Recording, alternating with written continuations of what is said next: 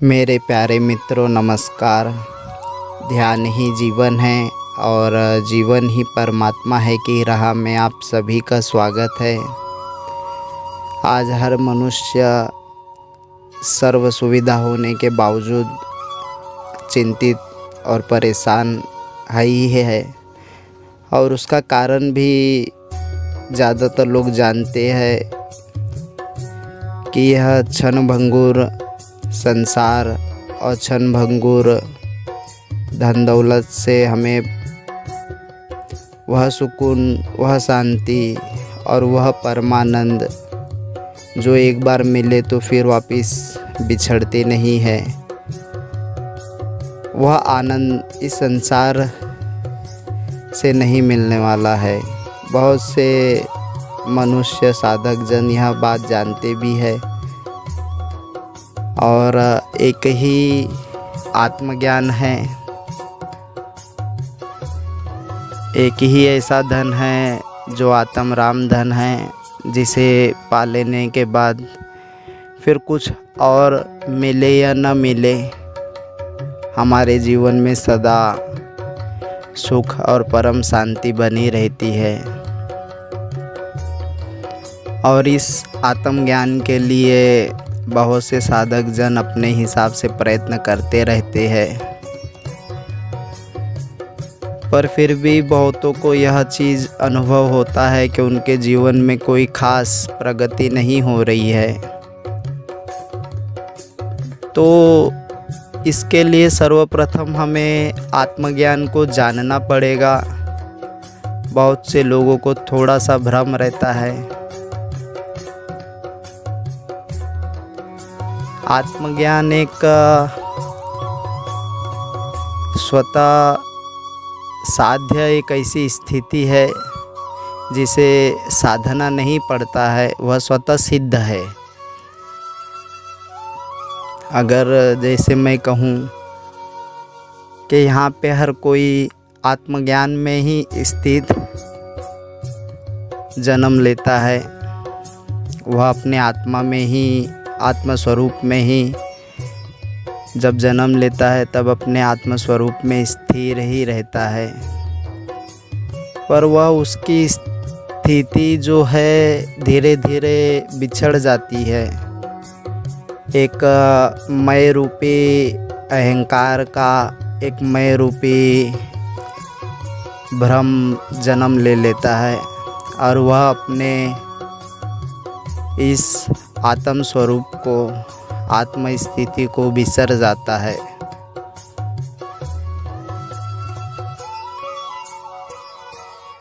और यह स्थिति अगर हमें फिर से पानी है तो कहीं हमें खोजना, तलाशना या ढूंढना नहीं है, क्योंकि जो हम स्वयं हैं उसे हम तलाश और खोज करेंगे तो उतना हम अपने आप से जुदा होंगे और दूर जाएंगे।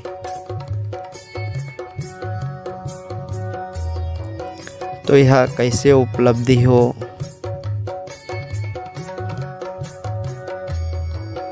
इसे समझने के लिए एक थोड़ा सा मैं दृष्टांत देना चाहता हूँ। जैसे होली होती है और होली के दिन एक दिन बाद रंग पंचमी आती है और हर कोई एक दूसरे को रंग लगाता है। आजकल तो बहुत पक्के कलर केमिकल वाले लगाए जाते हैं कि चेहरा भी दिखाई नहीं देता है, और इतने कलर लगाते हैं परत दर परत कि उन परतों के नीचे जो असल चेहरा है वह छिप जाता है। पर हम उसे यह तो नहीं कह सकते हैं कि भाई वो मिट गया है कहीं, तो उसे खोजना है। नहीं, वो कहीं मिठा नहीं है, वह सिर्फ इस रंग के पीछे छुप गया है। जो चेहरे पे कई रंग आ गए हैं, इन रंगों को कोई साफ करे जैसे जैसे यह चेहरे पे रंग निकलते जाएंगे और शुद्धिकरण होते जाएगी, वैसे वैसे एक समय आएगा कि हमारा जो स्वयं का सत्य चेहरा है जो हमारा, वह प्रकट हो जाता है। बस इस पे कोई रंग कलर जो है वह पूरी तरीके से साफ हो जाए। और आत्मज्ञान स्वयं की एक स्थिति है, वह स्वयं का होना ही है, कहीं से कुछ पाना नहीं है। कस्तूरी तो कुंडल बसे, मृग ढूंढे वन माही, ऐसे घट घट राम है, दुनिया देखे नाही। तो जो हर घट में विराजमान वह आत्म राम है, उसे हम बाहर की तरफ चाहे जितना भी खोजे वह नहीं मिलेंगे, क्योंकि वह तो घट घट में है। और आप अपने भीतर के राम को प्राप्त करिए तो सर्वघट में जो राम विराजमान है वह भी आपको मिल जाएंगे। पर अगर आपके अपने घट में जो राम विराजमान है और वह आप नहीं पाते हैं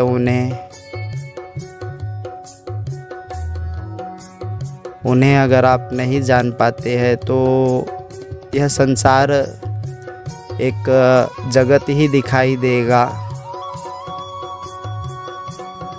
और जिस दिन आप अपने भीतर के उस आत्म राम को जान जाएंगे, तो यह जो संसार जिसे हम आज जगत समझ रहे हैं, वह अपने सत्य स्वरूप में प्रकट होने लगेगा। फिर हमें यह संसार ही परमात्मामय दिखाई देगा। कहीं परमात्मा और कहीं है आसमान में, ब्रह्मांड में, और यह संसार अलग है, ऐसा नहीं है। यह अज्ञान है। यह कण कण ही परमात्मा दिखाई देगा। तो वह आपको दृष्टि आ जाए सिर्फ, और वह दृष्टि के लिए ही हमें अपने आत्मस्वरूप में उपलब्ध होना पड़ेगा। उपलब्ध है ही है, सिर्फ हम अपने आप से बाहर की तरफ कई खंडों में बढ़ चुके हैं। अपने आप को हमें एकाग्र करना होगा, अपने भीतर, अपने केंद्र में हमें स्वयं को समेटना होगा। और जो भी राह आपको अपने आप में स्थित कर दे अपने भीतर, वही राह आपके लिए सार्थक है। और जो भ्रम है मैं के रूप में, वह सारे भ्रम को मिटा दे, तो असल जो हमारा होना है वह हमें उपलब्ध हो जाएगा। जैसे सूर्य को बादल घेरे रहती है, पर बादल का कोई अस्तित्व नहीं है सदा का। वह तेज ताप और वर्षा यह दो हो जाए तो वह बादल समाप्त होती है और आकाश एकदम साफ हो जाता है और सूर्य प्रकट हो जाता है। प्रकट होने का अर्थ यह नहीं कि वह जन्म लिया, वह तो सदा से था, उसका प्रकाश सदा से था। पर जो यह बादल रूपी एक भ्रम है, इसे साफ होना बहुत ज़रूरी है। ऐसे ही हमारे भीतर एक मैं रूपी भ्रम है, उसकी बादल अगर समाप्त हो जाए, जो मैं रूपी बादल है, तो आत्मा रूपी जो सूर्य है वह प्रकट है ही है सदा से।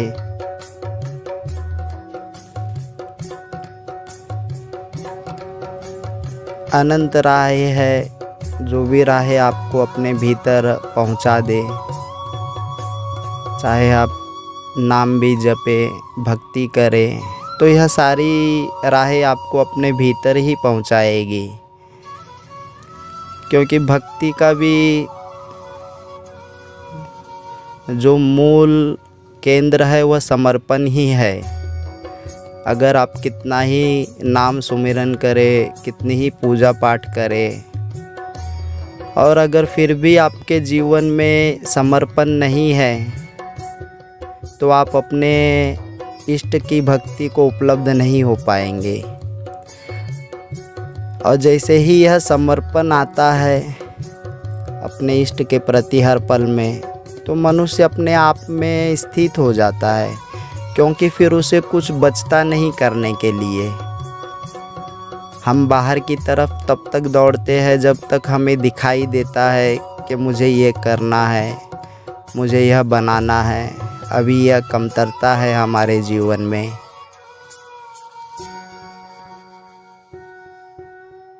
और यही चीज़ हमें बाहर की तरफ ले जाती है। और समर्पण हमें यह दिखाती है कि प्रभु जो भी कर रहे हैं वो पूर्ण है और वह सही है, उसमें कोई भी चीज़ की कमी नहीं है। जब यह भाव हमें उपलब्ध होता है और हमारे भीतर समर्पण का एक भाव उपलब्ध होता है, जन्म लेता है, तो हम अपने उस स्व में स्थित हो जाते हैं। ऐसे ही नाम जाप अगर आप करते हैं तो पहले मुख से करते हैं, फिर मन से करते हैं, फिर हृदय में वह जाप आ जाता है, हमारे रोम रोम में वह जाप चलता है और हम दृष्टा बन जाते हैं कि वह राम अब राम का नाम जपा जा रहा है और हम दृष्टा है। तो यह भी भीतर ही ले आती है। और ध्यान भी कुछ ऐसा ही है, कई प्रकार के ध्यान हैं। चाहे आप भगवान गौतम बुद्ध ने अष्टांग योग का मार्ग दिया है संसार को, अपने आप में, अपने होनेपन में छोड़िए नहीं, बिसरिए नहीं। जो भी कार्य करे आप अपने होनेपन को केंद्र में रख के करिए। भोजन, चलना, बैठना। थोड़ी सी कठिनता मालूम होती है, क्योंकि जो यह रास्ते हैं हम थोड़े समय करते हैं और जब कुछ उपलब्ध नहीं होता है, ऐसे महसूस होता है, तो हम उसे छोड़ देते हैं। लेकिन कोई भी एक राह जब आप करते हैं तो उसे चलिए, बड़ी गहराई से चलिए और अपने लगन को कम ना होने दीजिए। और फिर भी अगर किसी साधक मित्र को हमारी आवश्यकता हो, तो हमारे पास एक ऐसी राह है जिससे वह इस संसार रूपी कार्य को करते हुए अपने आप में स्वयं स्थित हो जाएगा और बहुत ही सहज, बहुत ही आसान तरीके से। तो जिस किसी भी आध्यात्म के प्रेमी को, साधक को हमारी आवश्यकता हो हमारे सहयोग की, तो वह हमसे अवश्य संपर्क करे और हम उसका यथायोग्य अवश्य सहायता करेंगे। नमस्कार।